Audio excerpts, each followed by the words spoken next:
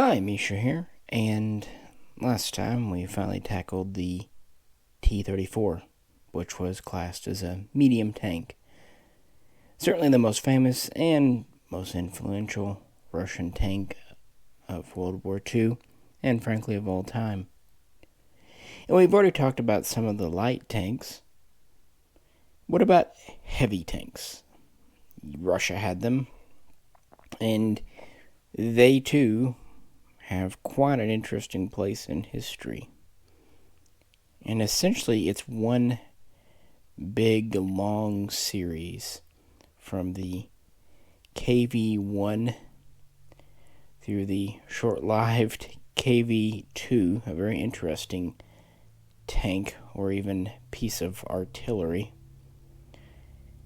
to the IS-2, moving all the way to the IS-3, and actually eventually ending with the T-10. These might sound very different, KV-IS, T-series, but actually the name change has nothing to do with the tank design itself and everything to do with Bolshevik Soviet politics. But with that, we'll go back to before the Great Patriotic War, all the way back to 1936, 1937, and the KV-1. The KV tank was named after Kliment Voroshilov, who was not the designer, that would be Kotin, or the manufacturer, that would be the Kirov factory, at least primarily. No, Voroshilov was a political commissar, a politician, a political figure in Soviet Russia before and during the early parts of the Great Patriotic War. Such was politics at the time. And we'll start off with the winter camo version because this tank, the KV-1, first saw service in Finland, although very briefly. So, we've kind of already gone over the BT and the T-34. You know what's going on. And of course, the Spanish Civil War really helped Russia work on its armor and tactics and all that. But even before that, it had flirted for a decade with the concept of deep battle. And in 1936, it settled upon this. And that's important because this called for light, fast cavalry tanks to support and kind of do mopping up, and it needed either medium or even better heavy tanks for penetration and to act as quote-unquote siege tanks, attacking fortifications, and these would need to be able to attack enemy armor and take tank hits as well as anti-tank rounds. Just basically sit there and pound. So armor was important, but mobility and speed would not be important for the siege tanks. No, that was saved for the light tanks or medium light tanks like the BTs and the previous T-26s. And their first effort was the glorious T-35, which we know didn't work. So already by 1937, new specifications went out for a replacement for the T-35. And they learned some lessons, not only from Spain, but also the border conflicts with Japan. And one thing they definitely wanted, it needed to be powered by a diesel engine. And Kotin would start work in 1938, and the first prototype would begin construction in early 1939. And there would be several concepts. One we know is the SMK, which was a two-turret design. It had a 76.2 mil gun in one turret and a 45 millimeter gun in another. One of these was ordered as a prototype. But they took a look and said, hey, what if we just go to a one-turret design? They kept the 76.2 millimeter, deleting the 45 caliber turret, or 45 millimeter, sorry. And this allowed them to up the armor, shrink the hull a bit, so improve protection. And this would ultimately become the KV series, and 2 prototypes were ordered here. And the first prototypes were ready in September of 1939. So we have an SMK prototype and 2 KV prototypes. These would be sent into Finland for use in the Winter War, just to see how they would do. And all in all, they did quite well. And this is what eventually led to the Soviets ordering 50 examples as pre-production models, and these started to be delivered in March of 1940, so right at the cessation of hostilities with Finland. But in Finland, the prototype SMK was there, but really the 2 KVs proved they had what it took. So much so that the Finns called it a Colossus, as did the Germans soon after. And it had very heavy armor for that day and time, although a pretty lightweight gun, truth be told. Specs of the tank: about 22 feet long, nearly 9 feet tall, at least the base. Had a crew of 5, which is actually important, because if you think about the original 4 men of the T-34 that were doing a lot of duties. So we actually have 5, meaning we don't have as many duties for the commander. On the other hand, we do have very thick armor. Originally, the thickest was about 90 millimeters. Quickly, this would be up to 110, even greater. Doesn't sound all that thick by late war standards, but again, by 1939 standards, quite thick. It also had a diesel engine as specified. That was a good thing. And it had very wide tracks, which was good for, snow, mud, what have you. Although it was quite slow, depending on which version we're talking about, 22 to 24 miles per hour at top speed. So not getting anywhere in a hurry. As far as armament, this is where it starts to fall down a bit. We have very nice thick armor, but we only have a 76.2 millimeter cannon gun, so the same as the T-34. Now we are defended by a good number of DT machine guns, 3 to 4 depending on the version. We have one located in the hull down here, and we actually have one in the rear of the turret to defend against infantry. And others would be placed where they needed to be placed. So that was the first version. They were ordered after the pre-production series into full production in 1940. And by the time of Operation Barbarossa, Russia had between 500 and 530 in service. So not that many, but these were very heavy tanks for their day and time. But of course, they had pros and cons, which both Russia and Germany would soon encounter. Let's switch models out. Here's one from the regular series. These models get a little confusing once I do scope because it's the same tooling used by different companies, and so. But quite a nice model here for what it is. Moving turret, and this is of one with the later up-armored style. The main production version was the KV-1E, also known as the KV-1B. But it went through several iterations. The good was the armor.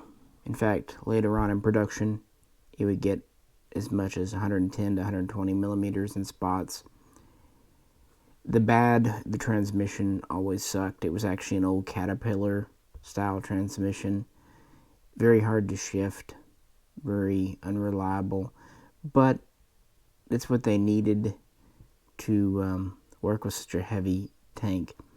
Originally, this was nominally a 45-ton tank. When they up-armored it, it went up to about 48 tons. And originally it had the L11 76mm cannon. Eventually this would be replaced by the F-32 and eventually even the F-34, same as the T-34. but the cannon never really grew. They did experiment with going to 85 millimeter, but there were some downsides to this because of reducing the size of the turret, only letting 2 men fit in there.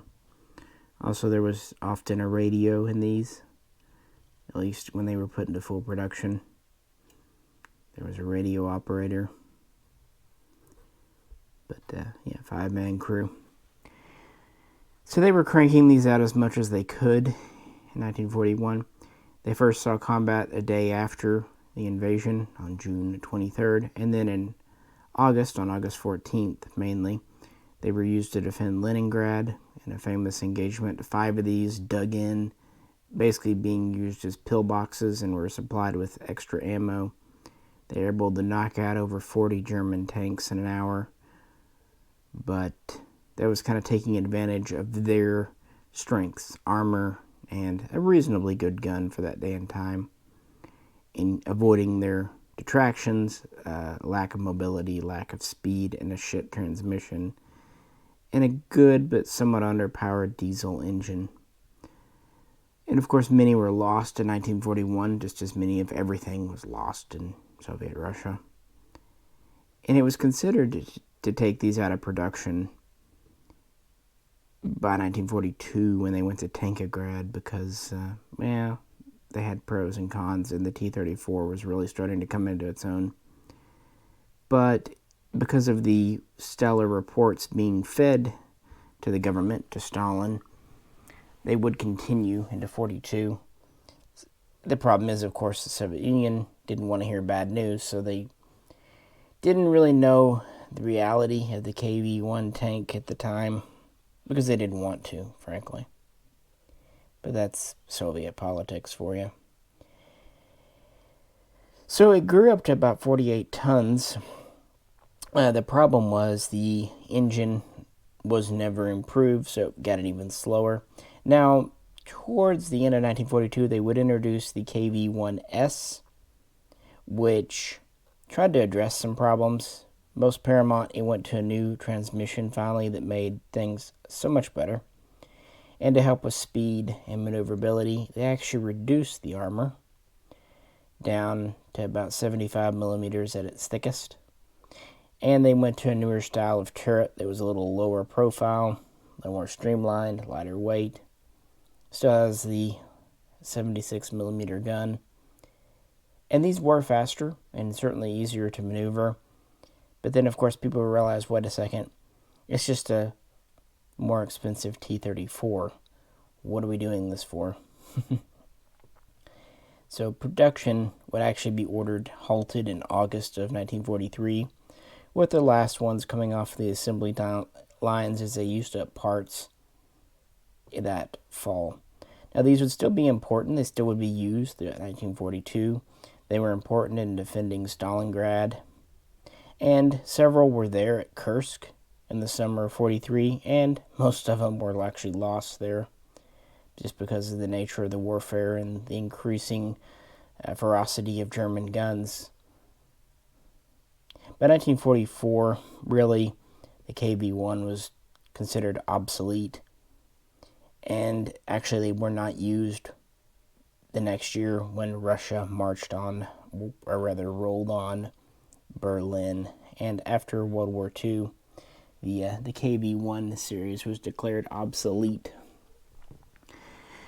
Very interesting piece of hardware, again, very much favoring armor and very much into the politics of the situation.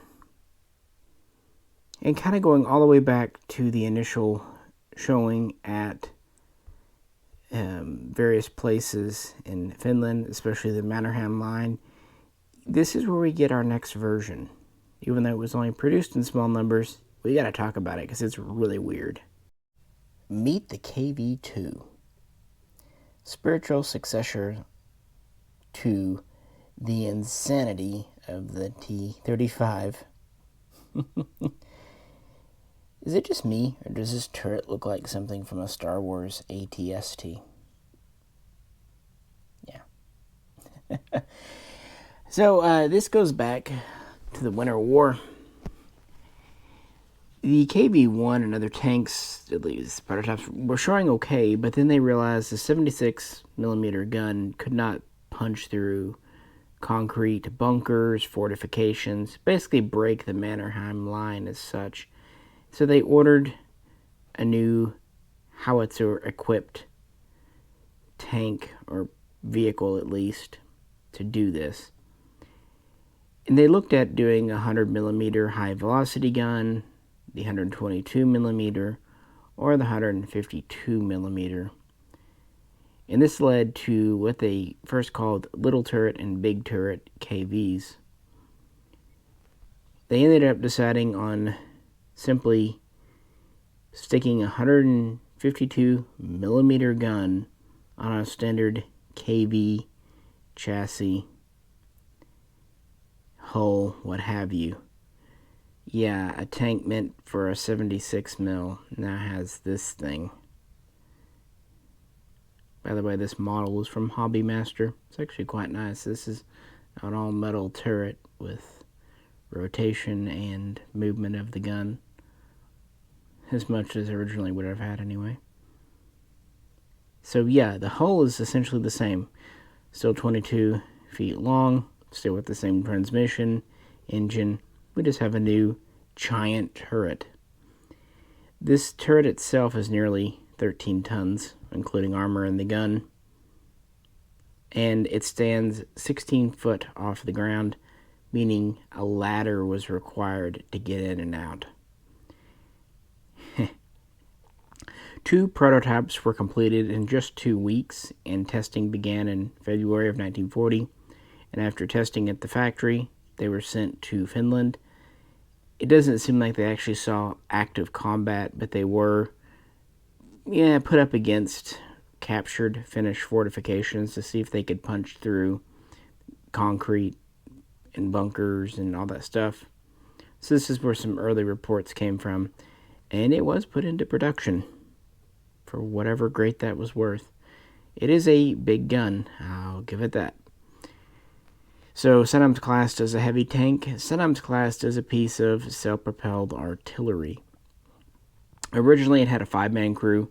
We had a driver, gunner, commander, and we had 2 loaders for the giant howitzer shells, and they could only carry 22 shells on board just because of their size.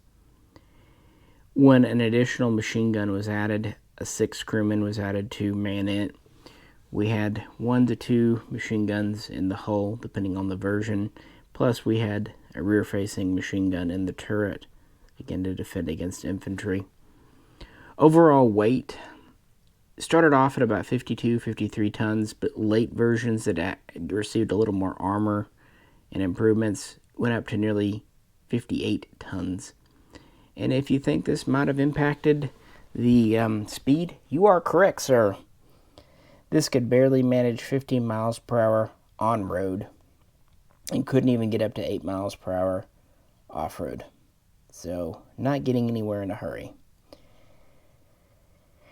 It, generally speaking, had the same armor as the KV-1, including on the turret, which is good because this turret was a giant target. It was huge, easy to hit. It also couldn't really fully transverse here, and it would often jam its ring if fired at the wrong direction, and it was just, when it shot, it did a lot of damage to the vehicle itself. It was hard on the already stressed transmission and engine. It had problems, and its depression and elevation were limited. Yeah, this was not the ideal solution. The idea of putting a 152mm gun on a tank wasn't necessarily bad. In fact, later we would see anti-tank guns like the SU-152 and ISU-152 that worked quite well. But, so this would do good against punching through fortifications. The problem is, after Operation Barbarossa, that wasn't mostly what what Russians were going up against in Germany. And it was just such a big silhouette. It was just such a heavy turret. Again, it was done in a hurry, and it was slapped together, and it showed. Nevertheless, production would continue through 1940, 1941, and it was not officially discontinued until October of that year when factories were being evacuated. Where they did decide to continue KV-1 production, they did not decide to continue KV-2 production for pretty obvious reasons. But they did learn some lessons here, and they did build about 340 of these. So, more than the T-35. In fact, all told, they would build just over 5,200 KV series tanks, 1 and 2, including all the variants. And there were a couple of sub-variants of the KV-2, but, basically, they just changed the armor scheme and added the extra machine gunner. By the way, they carried anywhere from 2,000 to 8,000 rounds for the machine guns on board these because, wasn't moving in a hurry. It needed defense. Just a wacky Russian tank. And a massive recoil from this gun. Nice model from Hobbymaster. So that's the KV series. Again, production was over by the end of 1943. The KV-2s were really out of service by that time already. And the KV-1s would be out of service by the end of 1944. And we're going to stop here with part 1. But we'll pick up in part 2 with the IS series. And really how that led from World War II well into the post-war and nearly modern-day period. So, appreciate you tuning in. If you could, as usual, like, share, subscribe. That'd be great. And I will catch you very soon next time.